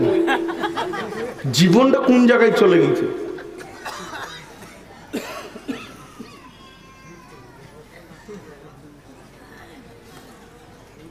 কারো ঘরে যদি ভাত খায়, সে যদি বলে সারা দারুণ খেলে রে, আর ভাতটা রুজবে, কত কষ্ট করে চলি জানেন। শুয়ে আছি, তা একটা আলিমকে ভাত খেতে ডাকতে হবে। আমি আলিম বড় নই, কিন্তু আমার হাব্বা জুব্বা তো বড়। ওই ওই উঠে আসেন খেলেন, কোথাও বলেছে এটা আলিমকে ডাকা যাবে? আসসালামু আলাইকুম, বললো সব খেতে ডাকছিলাম, চলেন।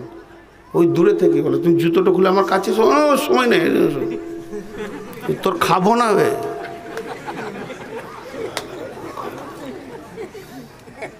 মানে ওকে খুঁজে দিলে যে আমার জন্য যে মাতালটার হুঁশ নাই, একটু তাল দিয়ে দাও যে কালেকশনে জানা করে, 1 টাকা দেবেন না। এখানে যদি পড়াশোনা হতো তা আদর্শ শিক্ষক থাকতো, তার সব বেয়াদব। একটা মানুষকে এতবার বলতে হয় আর কালেকশনের জন্য। আর সভাপতি কি করবে, ওর তো দোষ নেই। ও বেচারা সে সন্ধ্যা থেকে বাতি জেলে বসে আছে, যত বক্তা রাত কাটবে ও একা কাটাবে। যার কোনো নাই গতি সে হয় সভাপতি। এরপর তো জ্বালা যন্ত্রণা আর কিছু নাই, খুব কষ্ট।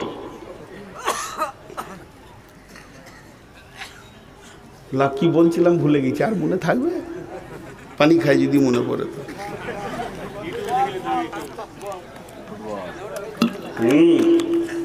তারপর আয়াত পড়লাম। তো পৃথিবীতে 2টি মেরুকরণ হয়েছে,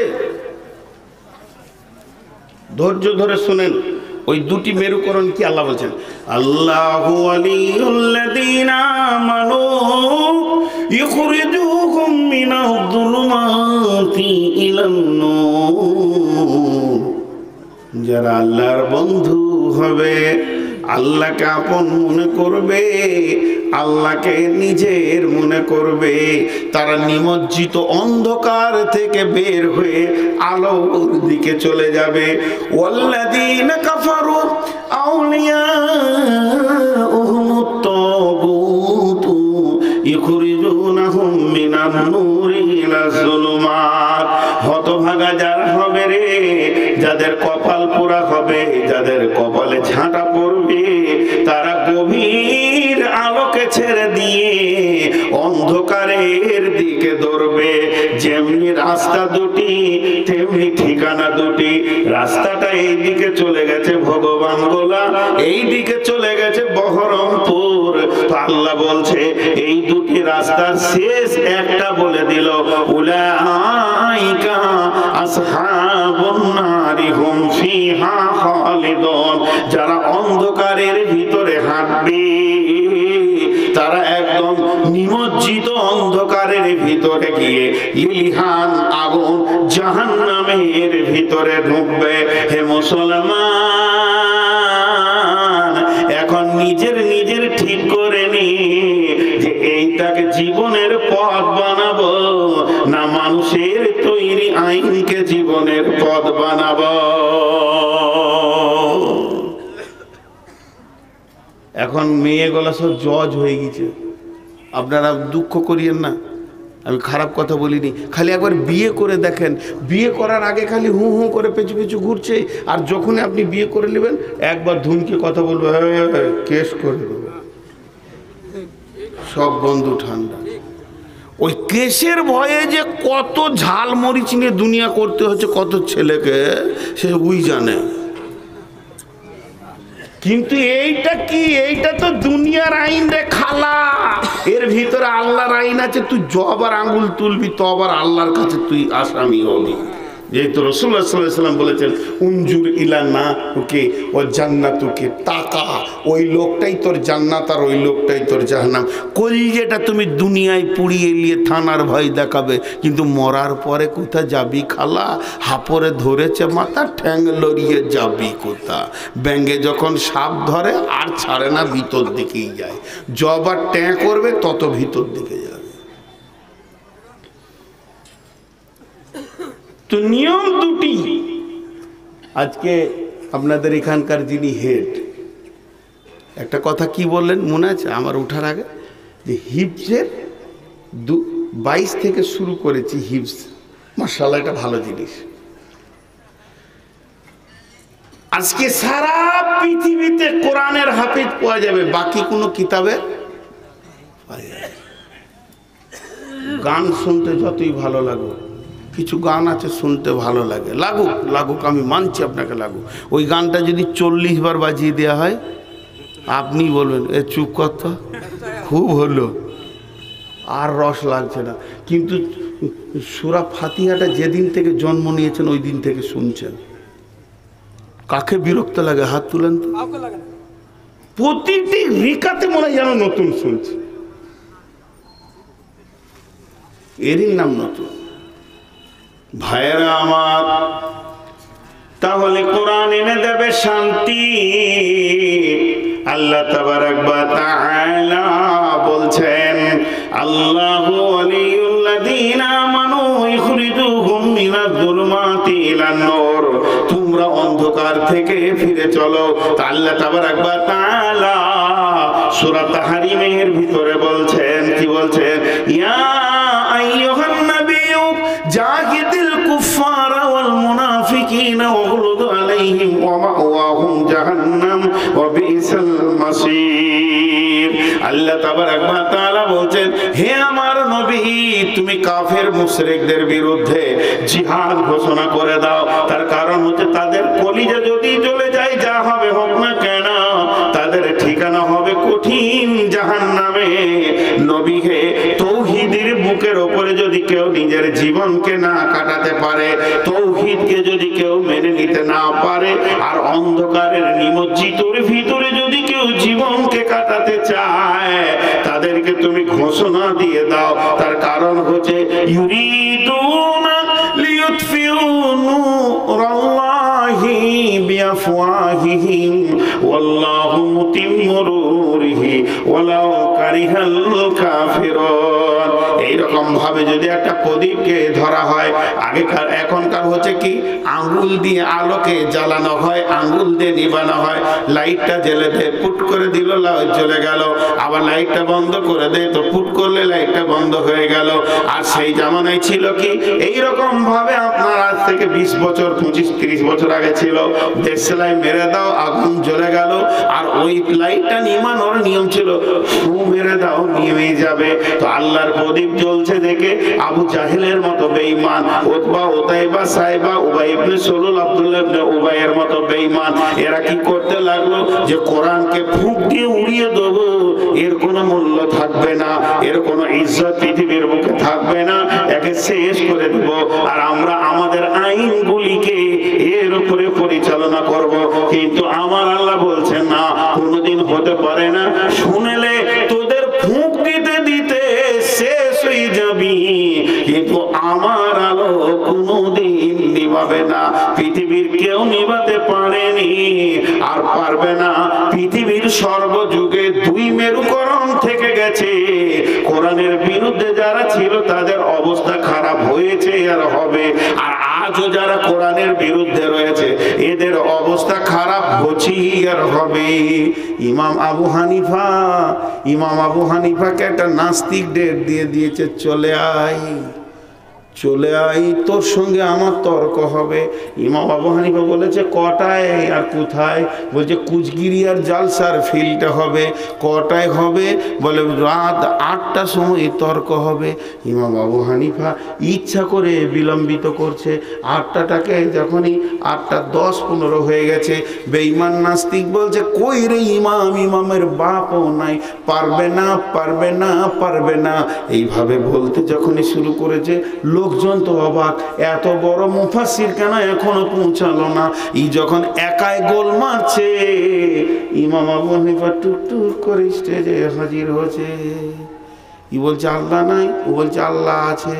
ইমাম আবু হানিফাকে দেখে বলছে ভয়ে আসছে, এবার লেট হয়ে গেছে। ইমাম আবু হানিফা এসে বলছে ভাই রে, লেট হওয়ার কারণটা বলি।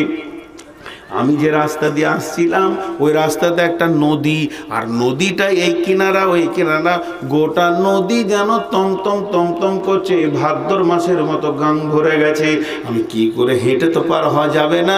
আমি ওখানে চুপ করে দাঁড়িয়ে থাকলাম, দেখলাম একটা অটোমেটিক নিমের গাছ হয়ে গেল এমনি, আর এমনি নিমের গাছটা হয়ে গিয়ে গাছটা আবার পড়ে গেল, কেটে গেল, এমনি সেটা তক্তা হয়ে গেল, এমনি সেটা একটা নৌকা হয়ে গেল, নদীতে ভাসতে লাগলো। আর আমি যখন চেপে গেলাম তো এমনি এই পারে চলে এলো। এই কাজটা হতে গিয়ে 30 মিনিট লেগেছে।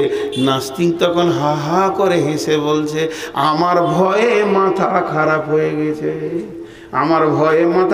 গেছে, গাছ কি এমনি হয়? গাছকে কেউ বানানোওয়ালা আছে, গাছটা কি এমনি ফেরে যাবে নাকি? তক্তা তো একটা মিস্ত্রি চাই। আবার ওইটা এমনি নৌকা হয়ে গেছে, কত খ্যাপা, ও আমার সঙ্গে তর্কে পারবে না, তাই ভুল বকছে। এমনি কি ওটা তক্তা হয়ে নৌকা হয়ে যাবে? আর বিনা মাঝিতে কি নদী পার হওয়া যাবে? সঙ্গে আবু হানিফা বলছে গাধা রে, একটা গাছ যদি এমনি তক্তা না হয়, নৌকা না হয়ে মাঝির অপেক্ষায় থাকে, আর নদীটা পার না হতে পারে, এই বিশাল পৃথিবী প্রাকৃতিকটা বলছিস এমনি হয়ে গেছে, এটা বানানোওয়ালা যিনি তিনি হলেন আল্লাহ।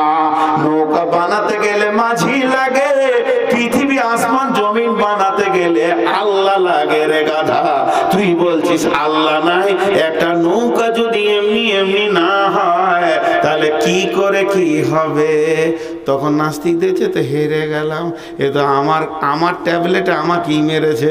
তখন বলছে এখন তোর আল্লাহ কি করছে বল, এখনই আল্লাহ কি করছে এই টাইমে বল। ইমাম আবু হানিফা বলছে ওইটাই বলতে গেলে আমাকে চেয়ার দিতে হবে, নাহলে বলতে পারবো না। চেয়ারে বসলো, ওকে বললো তুই নামতে বস। বলছে এখন আমার আল্লাহ তোর মতো নাস্তিক বেঈমানকে নামতে বসিয়ে তার গোলামকে চেয়ারে বসিয়ে রেখেছে, ওই কাজে ব্যস্ত আছে। দিলে আবার 1 কিলোর ঘাড়ে, 2 কিলো ওর ঘাড়ের রগ ছিঁড়ে গেল। ঠিকই তো বর্তমানে আল্লাহ ভারতে কি করছে? আমাদেরকে দুধ খাওয়াচ্ছে, মাংস খাওয়াচ্ছে, আর বেঈমানদেরকে পিসাব খাওয়াচ্ছে। কি কাজে আল্লাহ নিয়োজিত আছে দেখেন। ওরা মুদ খেয়ে মরলো আর মুদ মেখে মরলো, আর আমরা দুধ আর মাংস আর কলিজা চাবাইছি সকাল বিকাল, কড়মড়। আল্লাহ কত ভালো গো, হ্যাঁ? ওদেরকে মুদ খাইয়ে রাখছে, খা মুচে ডাইরেক্ট ম্যানুফ্যাকচার, তুই মানে কাস্টমার। তুই তো লজ্জা শরম করা দরকার। আমার আল্লাহ কত বড় কাজে লেগে আছে, তার গোলামদেরকে দুধ খাওয়াচ্ছে, মাংস খাওয়াচ্ছে।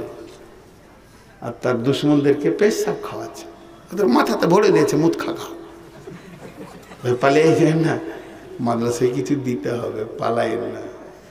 আর এই যে কমিটি বলে না যে কালেকশনটা করেন, কমিটির দুটো দোষ নাই, সব জায়গার কমিটি। সেটা দুটো কি বলেন তো? জালসা আমরা রাত 10টায় শেষ করতে বলি, করবে কি করে? ভদ্রলোকরা তো আসবে 12:30টায়। কমিটি যদি সন্ধ্যা থেকে লোকগুলো পেয়ে যায় তাহলে এটা বলে না।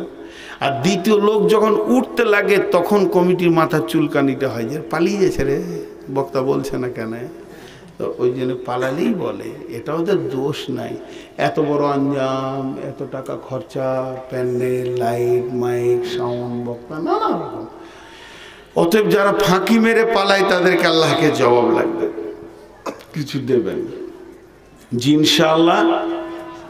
আমি আর দুটো আয়াতের তর্জমা করি, আপনাদের বিরক্ত লাগছে নাকি?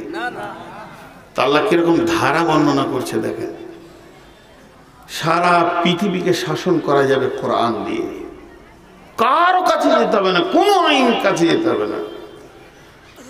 গণপ্রজাতন্ত্র দেশে 2টি ভাগ, আবার একটা হচ্ছে ফৌজদারি, একটা দেওয়ানি, প্রত্যেকটার আবার 8টা করে ভাগ। কত ভাগ! আল্লাহ তাবারক ওয়া তাআলা বলছেন, নবী হে, তুমি আমার গোলামদেরকে 10টা ধারা শুনিয়ে দাও আমার। কুল তাআলাউ আতলু মা হাররামা রাব্বুকুম আলাইকুম আল্লা তুশরিকু বিহি শাইআ, তারা যেন আল্লাহর সঙ্গে কাউকে শরীক না করে। ওয়াবিল ওয়ালিদাইনি ইহসানা, 2 নম্বরে মা বাপের সঙ্গে যেন তারা ধৃষ্টতা না করে, ইহসানি করে।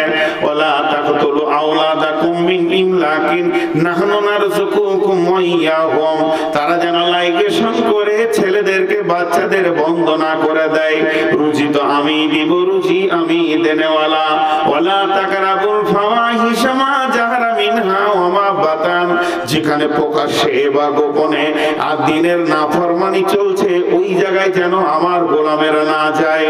ওয়ালা তাকতুলু নাফসাল্লাতী হারামাল্লাহু ইল্লা বিল হাক্কি, আল্লাহ তাবারক ওয়া তাআলা বলে মানুষ হয়ে যেন মানুষকে মার্ডার না করে, তবে হকের সঙ্গে করতে পাবে। 3 জনকে করা যায়, মুরতাদকে করা যায়। আর যদি কেউ বিয়ে করার পর ব্যভিচার করে, আল্লাহ আমাদের সকলকে মাফ করুন, তাকে করা যায়। আর মুরতাদকে করা যায়, আল্লাহ আমাদেরকে হেদায়েত দান করুন। আর কতলের পরিবর্তে কতল, এই 3 জনকে কতল করা যায়। তারপরে 6 নম্বরে বলছো না তাকরাবু মালাল ইয়াতীমি, তোমার বিবি মারা গেছে, তুমি দ্বিতীয় বিয়ে করেছো, ঠিক আছে, ওই প্রথম বিবির সন্তানের মালগুলিকে দ্বিতীয় বিবিকে দিয়ে নয় করে নষ্ট করে দিও না। এতিমের মালের ব্যাপারে তুমি ঠিক থাকিও। ওয়ালা হাত্তা ইয়াবলুগা শুদ্দাহু, যতদিন তারা সাবালক না হয়েছে অতদিন পর্যন্ত মালগুলির দিকে ঠিক নজর রাখবে। তারপরে আমার আল্লাহ বলছেন ওয়াফুল কাইলা ওয়াল মিজানা, ওজনে কম বেশি করিও না। 7 নম্বরে 8 নম্বরে বলছেন লা নুকাল্লিফু নাফসান ইল্লা উসাহা, এটাকে তোদেরকে মেনে নিতে হবে, আমি তোদের উপরে আমি কোনো জুলুম করিনি। আল্লাহ বলেন ইযা কুলতুম ফাদিলু, যখন তুমি বিচারে বসবে তো ন্যায় কথা বলবে। ওয়ালাউ কানা যা কুরবা, যদিও তোমার নিকট আত্মীয় হয়, ভাইপো যদি চোর হয় তো সকলের বিচার একই করবে। তারপরে আল্লাহ বলছেন ওবে আহাদিল্লাহি আফু, আর আমার আল্লাহ তোমাদের জন্য যে কানুনগুলি বেঁধে দিয়েছে সেইগুলিকে পুরা করবে। যালিকুম ওয়াসাকুম বিহি লাআল্লাকুম তাযাক্কারুন, আমার আল্লাহ বলছে তোদেরকে ওসিয়ত করলাম যদি তোরা স্মরণ রাখিস। আল্লাহ বলেন ওয়া আন্না হাযা সিরাতি মুস্তাকিমা, এই 10টা কাজই হলো সোজা দিনের কাজ। ফাত্তাবিউহু, চলতে থাকো, ওয়ালা তাত্তাবিউ সুবুলা, অন্য রাস্তায় চলে যেও না।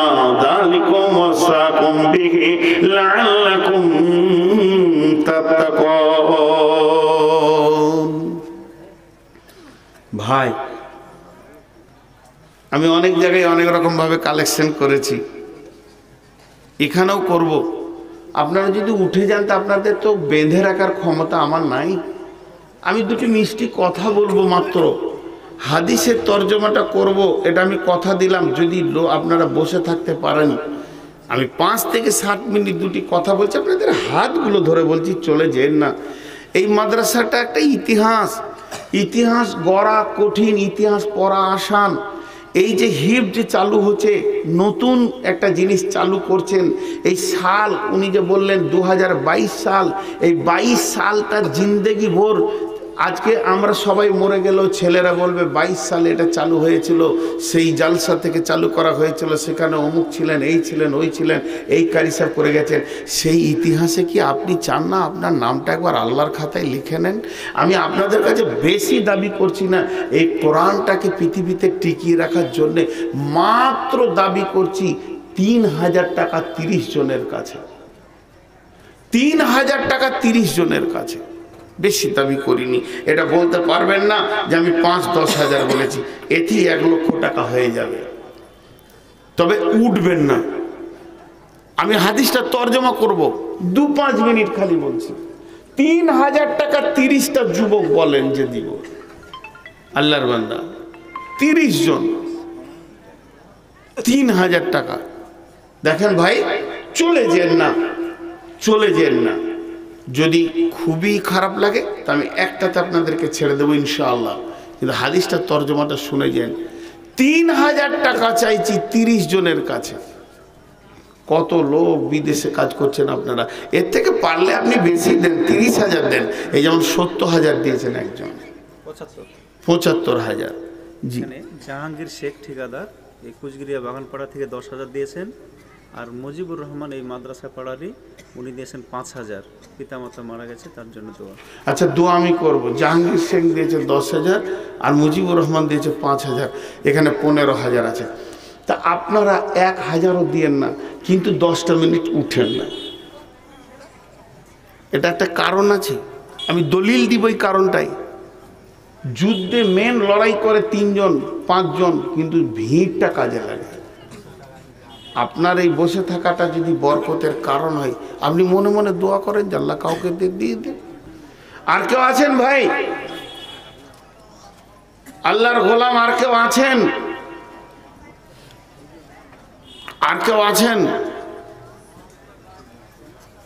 2,000-5,000 দেনেওয়ালা একজনও নেই। 3,000 বলেছি, একটা নাম আসুক, কমসে কম একটা নাম তো আসুক। জি,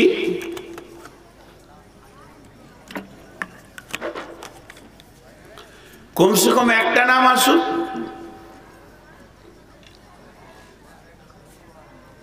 এতগুলি লোক, একটাও 3,000-এর নেই। আচ্ছা, 1,000 টাকা করে দেবে, 1,000 টাকা করে বলেন। আচ্ছা, মা বোনেদের কাছে কত আছে?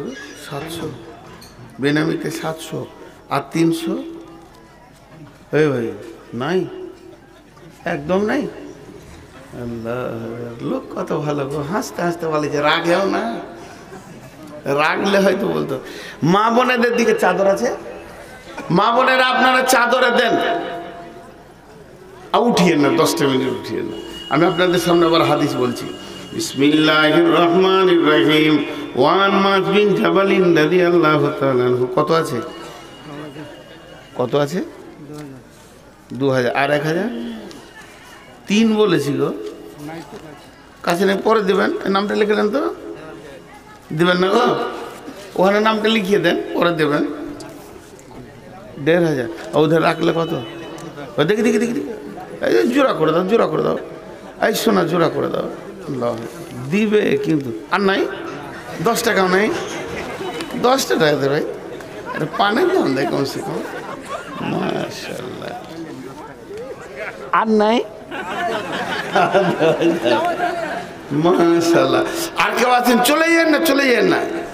আমি খালি হাদিসটা তর্জমাটা করে দিই, তর্জমাটা করবো 2 মিনিট পর। তর্জমাটা শুনে যান, তাহলে আইন কটা বুঝে নেবেন। এখানে 10টা বুঝে নিলেন, ওটা 10টা বুঝে নেবেন। আর 2 মিনিট বসেন, 2 মিনিট পর হাদিসের তর্জমাটা করবো ইনশাল্লাহ। চলে যান না, যাবেনই তো। 2 মিনিট আগে, 2 মিনিট পাছে। আর নাই, এটা মেলাই টাকা পাবো। 2000 আছে। 5 বস্তা সিমেন্ট। 5 বস্তা এখানে সিমেন্টের দাম কত চলছে? 400, 4-5 20 না 3000 টাকা দিয়ে দেবেন। সে দোয়া করবো, কিন্তু এইটা 2000 দিলেন আর 3000 টাকা দিবেন, সিমেন্টটা লাগবে না। হ্যাঁ, আমাকে কেউ দেখতে পারে না বাবা। সবুর সব এমনি হাজিরে ভরে নিয়েছে। সিয়ান আমার মাথা লড়িয়ে বায়ন করবে, সব ধরে। হ্যাঁ, আমি পারছি না তো। এবারে হাদিসটা শুনেন। বিসমিল্লাহির রহমানির রহিম। ওয়ান মুআয বিন জাবাল রাদিয়াল্লাহু তাআলা আনহু قال আওসানি রাসূলুল্লাহ সাল্লাল্লাহু আলাইহি ওয়াসাল্লাম। হযরত মুআয বিন জাবাল বলছেন, আমি বাংলাতেই বলেনি, যে আমাকে নবীজি 10টা ওসিয়ত করলেন, 10টা ধারা দিয়ে গেলেন। পৃথিবীতে চলার ব্যাপারে 10টা আইনের কথা বললেন।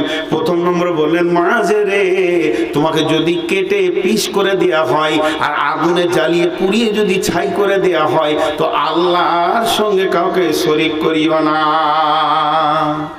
বিশ্বনবী কখন বলে গেছেন? 1440-45 বছর আগে, যে কাটা আর পোড়া ওই দুটোই চলছে এখন। কাটা আর পোড়া, এর আবার অনেক ব্যাখ্যা আছে, অনেক ব্যাখ্যা আছে, ওদিকে আমি যাচ্ছি না। নাম্বার 2 বলছেন, মুআয রে, যদি তোমার মা তোমার আব্বা তোমাকে বিনা কারণে বলে ঘর থেকে বেরিয়ে যাও, কেন যাব এ কথা বলবে না। ছেলে পিলে আহাল বংশ ফেলে দিয়ে তুমি বেরিয়ে চলে যাবে। মুআয রে, 3 নম্বর হচ্ছে, ইচ্ছা করে জ্ঞান বশত ফরজ নামাজ 1 ওয়াক্ত ছেড়ে দিও না। যে লোকটা ইচ্ছা করে জ্ঞান বশত ফরজ নামাজ ছেড়ে দেয় 1 ওয়াক্ত, আল্লাহ বান্দা আল্লাহ সম্পর্ক কেটে যাবে রে। 4 নম্বরে বলছেন, মা শোনো, জীবনে মদের বোতলে হাত দিও না, এটা এত খারাপ জিনিস, সমস্ত গুনহার শেহেদ। যখন তুমি মদ খেতে ধরে নেবে, সব গুনাহ তোমার কাছে চলে আসবে। 5 নম্বরে বলেন, মা যখন তুমি দেখবে রাস্তাঘাটে দিবালোকে সূর্যের আলোতে প্রকাশ্যে কাবিরা গুনাহ চলছে, সুদ, জেনা, ব্যভিচার, তাস, লুডু, দাবা, জুয়া চলছে, তো জেনে নাও এবার কিয়ামত কাছে গেছে, রেডি হয়ে যেও রে মাঝ। তখন তুমি জানবে আল্লাহ এলাকাকে ধ্বংস করবে।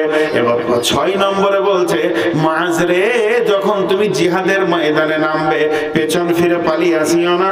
যদিও তোমার সাথীরা মারা যায়, তুমিও শহীদ হয়ে যাবে, কিন্তু পেছন ফিরে আসবে না।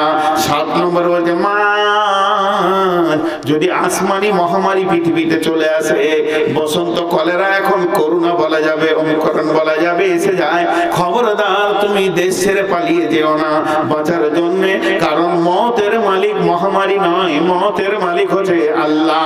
8 নম্বর বলছে, মা তুমি যেমন ইনকাম করবে মাস রে, তেমনি তোমার ইনকামের বহরের উপরে স্ত্রী, পুত্র, কন্যার উপরে খরচা করবে, খবরদার বোখালতি হবে না। 9 নম্বর বলছে, মা তোমার অধীনস্থে যারা রয়েছে তাদেরকে শাসন করার জন্য লাঠি রেডি রাখিও, ওয়ালা তারফানহা আসাকালা আদাবা, লাঠিটাকে হাতছাড়া করে দিও না। আর 10 নম্বরে বলছে, মা পৃথিবীর যে কোনো কোণে থাকো না কেন রে, আল্লাহর ভয়কে সঙ্গে রাখিও। এটা নবীজির 10টা আইন, আর ওইদিকে আল্লাহর 10টা আইন। খবরদার শিরক করবে না, সন্তানকে মেরে দেবে না, মা বাপকে ভালোবাসবে, ফায়সা কাজ যেখানে চলবে সেখানে দাঁড়াবে না, মানুষ মার্ডার করবে না, এতিমের মালকে নষ্ট করবে না, ওজনে কম বেশি দেবে না। কোরআনের আইনগুলিকে তুমি মাথা পেতে মেনে নিও। বিচারে বসলে হক কথা বলবে, কোল টেনে কথা বলবে না। আর আল্লাহর যে হুদুদগুলি তোমার উপরে আছে, হুদুদ বলতে কানুন যেগুলো আছে, ওইগুলিকে তুমি পুরা করবে। এইগুলোকে বলা হয় ইসলামের ধারা, ইসলামের আইন। ভগবানগোলা থেকে 6000 টাকা। ভগবানগোলা থেকে 6000। তো ভগবানগুলো কি এমন কৃতিত্ব করে দিয়েছে 6000 টাকা? আপনি দিয়ে 10,000। তো কটা হলো? 10, 10, 20টা আইনের কথা বলা হয়ে গেল। 10, 10, 20 আইনের কথা বলা হয়ে গেল। এই আইন বিধি চলে যে চলবে, সে ঠিক ইসলামের আলোতে থাকবে, তার কিছু ক্ষতি হবে না। আজকে বেঈমানেরা আমাদেরকে মারছে, ছোট্ট 1 মিনিটের কথা বলে দিই, ওদের শক্তি বল নয়, এটা মুসলমানদের আমলের ফল। আজকে আমরা আল্লাহর কাছ থেকে সরে গেছি বলে এই অবস্থা চলছে। যদি আজকে আল্লাহর থাকতাম আর আল্লাহ যদি আমাদের থাকতেন, তাহলে পৃথিবীর কারো ক্ষমতা ছিল না গায়ে হাত দিয়ে। ওয়ালিল্লাহিল ইজ্জাতু ওয়া লিরাসূলিল মুমিনিন।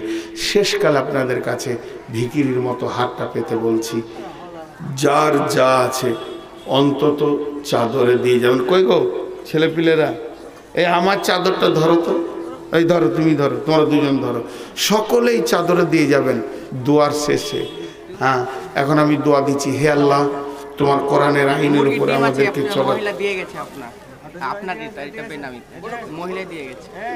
হে আল্লাহ, তুমি আমাদেরকে, আমিন বলেন, দোয়াটা লেন, উঠে যান না। হে আল্লাহ, তুমি আমাদেরকে ইসলামের আইনের উপরে চলার তৌফিক দাও।